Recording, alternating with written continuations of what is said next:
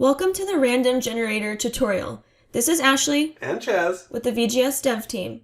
This tutorial will show you how to generate random numbers or items that are often needed for random sampling.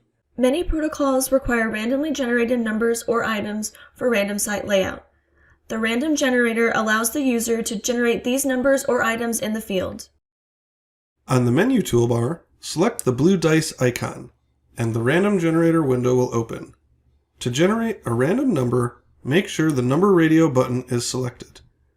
Enter the upper limit of the numbers that need to be generated in the upper limit box.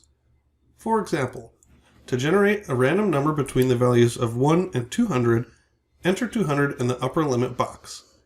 Enter the lower limit of the numbers that need to be generated in the lower limit box. Click Generate and a random number will appear in the results box. If more than one number is needed to be generated using the same limits, click the Generate button again.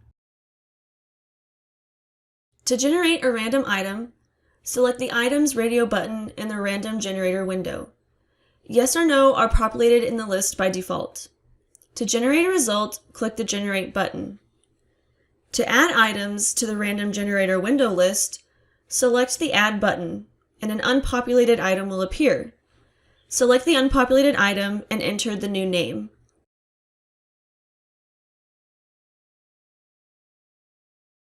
To remove an item from the list, select the item and then click the Remove icon.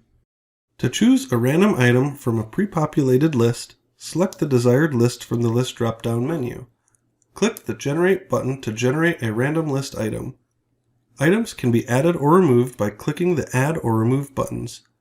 To add a custom list to the random generator, please see the Category Input List tutorial. To close the random generator window, click the Close button. Thank you for watching this tutorial. For user support, please contact the VGS dev team at vgs.arizona.edu.